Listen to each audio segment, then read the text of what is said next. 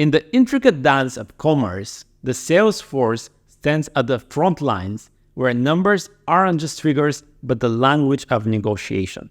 Today, we delve into the pivotal role and the multifaceted challenges faced by these negotiators in the realm of pricing.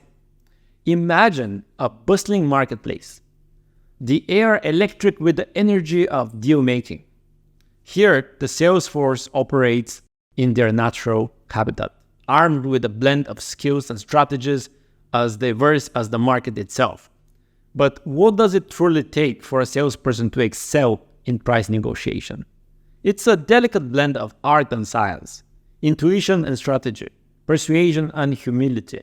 Consider the chessboard, each move calculated, each piece pivotal. Similarly, a salesperson must understand the psychology of their counterpart.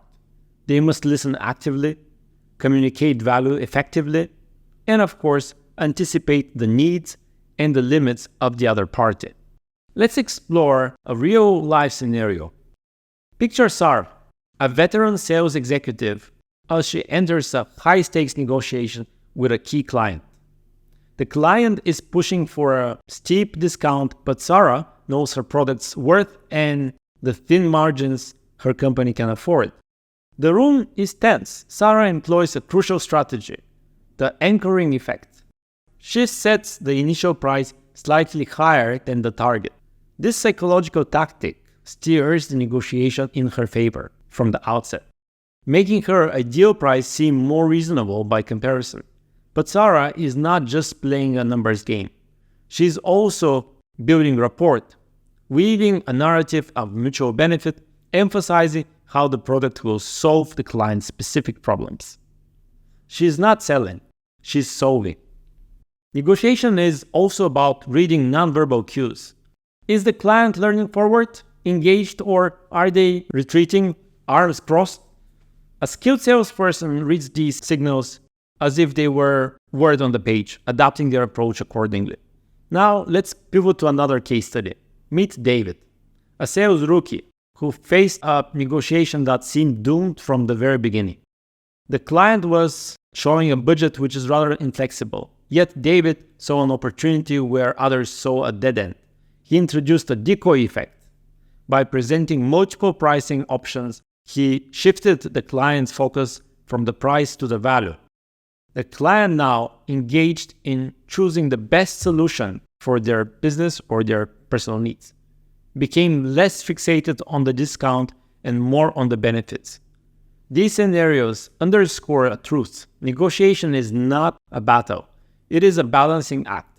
It is about finding that sweet spot where both parties feel that they have won. And this is where the true skill of Salesforce shines.